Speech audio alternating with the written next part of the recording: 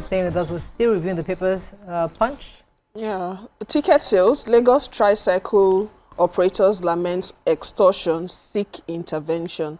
So members of the Lagos State chapter of the National Union of Road Transport Workers have raised concerns over what they describe as the imposition of unsustainable ticketing practices by the Tricycle and Motorcycle Caretaker Committee.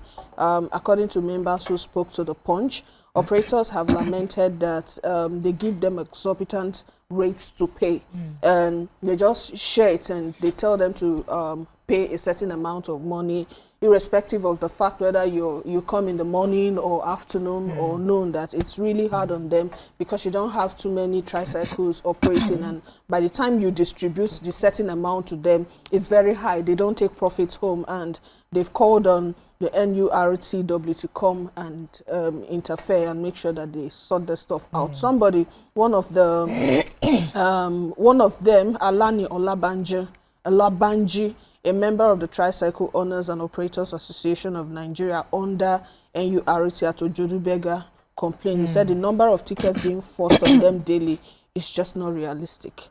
Okay, so I have another human interest story. So Justice Abiola Shaladoye of the Ikeja Sexual Offences and Domestic Violence Court has convicted and sentenced a 44-year-old Otto Edet to life imprisonment for defiling his neighbor's 9-year-old daughter.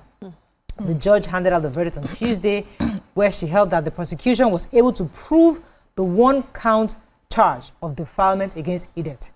She further held that Edet was a pathological liar and a dirty neighbor who had said should be ashamed of his hideous act. According to her, the convict exhibits unwholesome conduct by descending so low as to have unlawful sexual intercourse with his neighbor's daughter. Jesus Christ. This Nigeria can only be fixed ground. I have been saying it. Ground Nigeria, their mentality must change, because the same people that go up the ladder become and do leaders. horrible things. Yeah.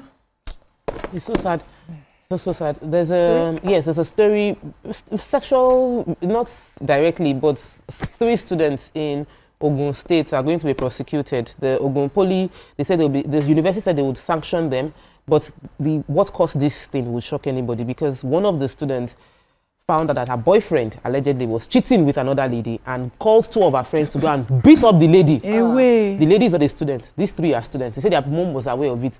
There were video recordings of these 3 bouncing on another lady and beating the lady. She had visible injuries on her back, her face, and her head, just because there's allegation that she is having a relationship or having an affair with one of them's boyfriend. So they decided to give her back, and it became on the street. So the school said that they were going to sanction the students for what they did. Jungle justice over. But these are, why did he make the paper safe? Like, somebody don't vex go pedestrian issues. These are but they're heavy. Boyfriend, girlfriend, Maybe it's inside the paper you saw it. Yeah, now since we have left front page. Since the adult has taken over the front page. Somolu and others. Okay, Benue killings are gory ordeal by survivors. That's the Benue killings. Let's go inside the papers and see if we can find any relevant stories to Nigerians. Anambra CP orders detention of 3 police officers over allegation of corruption. Nigeria records spike in Lassa fever cases as death toll hits 143. EFCC arraigns Ponzi scheme director over alleged 13.8 billion naira fraud. Pastor Adibara turns himself into Lagos police. And Ghanaian investors sue police, EFCC, over alleged harassment, demand 200 million naira damages. Yes, so I have the Ghanaian investors. So the Nigerian police IGP unit orders dragged to court by Ghanaian businessmen over rights violation and suppression of probe reports. So the Nigerian police, under the Inspector General of Police, IGP Kayode Igbetukun, the Commissioner of Police of the FCT, Ajao Adewale, and the head of the IGP monitoring unit at the force headquarters, DCP Akin Fakoride, and others have been dragged to court by the developers of River Park Estate in Abuja, Jonah Capital, and their Ghanaian promoters. They alleged continuous violation of their fundamental human rights in matter concerning the estate in the Federal Capital Territory, Abuja. So the directors of Jonah Capital Nigeria Limited and Houses for Africa, Samuel Isen Jonah, Kojo Ansa Mensah, and Victor Quino, and their legal practitioner Abu Arome brought the suit seeking, among other reliefs, the sum of 200 million as exemplary damages against the defendants for alleged intimidation, human rights violation, travel guides for Nigeria. So instead of reading everything, let me just break it down. They have been dragging the property. Right, the Ghanaian investors had, gotten the property using for housing investments, but then it's been in what's it called? They've been asking them to leave the place. Now they have taken the matter to the police. They had tried to do a form of investigation. They called about 11-man panel. Those ones have come up with their findings. Nothing happened. They wrote another letter requesting, okay, let's even have the findings from the investigation. Silence. Now they are being dragged by EFCC. They are being harassed. There's a lot of violation, and they are taking the matter to court to say we need these violations to stop. They said they arrested their CEO, kept him in EFCC custody for a long time, all in the name of trying to hush the case and sort of suppress their voices. So they are saying that this has got to stop. The court has to do something about it, and they need to be paid damages. Okay. So the Commissioner of Police, Anambra State, Ikyoye Orotugu, has ordered the detention of 3 police inspectors over an allegation of corruption. According to the story, they said the police boss gave the order for interrogation and investigation when students of the Nnamdi Azikiwe University, Awka, complained. His name is Kamsi Okeke. He complained that on his way to school, 3 policemen accosted him, got him out of the bus, searched his phone, and asked him to make a transfer to them.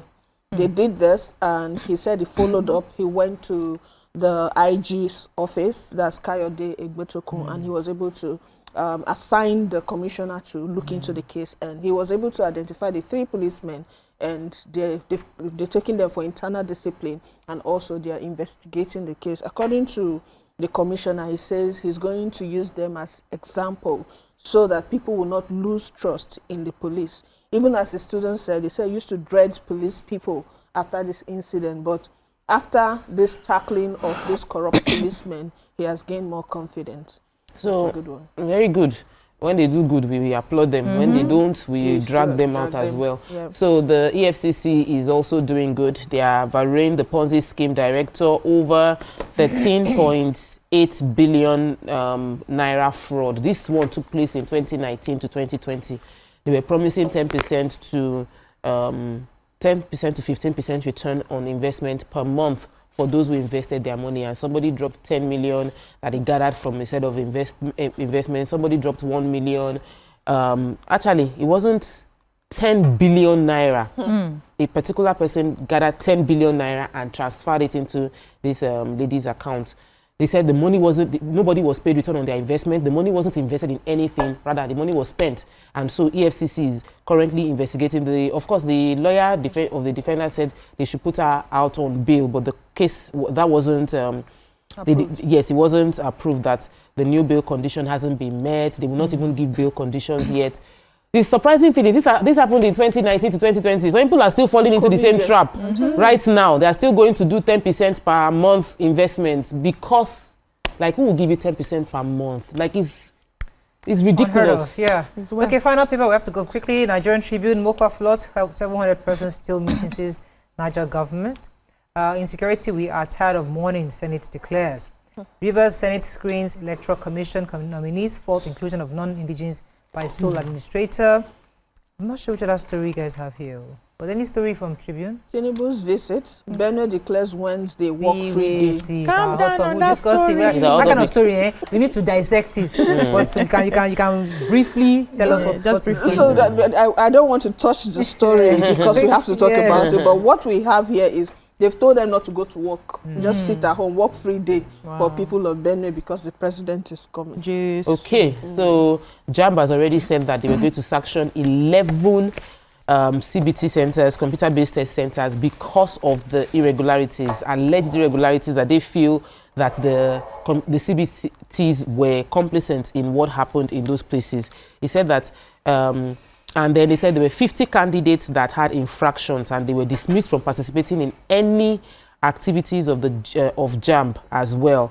I'm looking forward to the they didn't specify the penalties they will be giving to these 11 CBT centers, but it should be, because anybody that's complicit should be held accountable. Somebody cannot study so hard for exam, and then what they do, what's the mismanagement of what happened in the CBTs will cause them to fail that exam, or the CBTs are now the ones supporting people, candidates to pass the exams that they did not actually study for. So stiff measures. Okay, that's all we can take on Front Page Review this morning. When we come back, we'll bring in our guests from, I think, our Hot Topics. Stay with us. We'll be right back.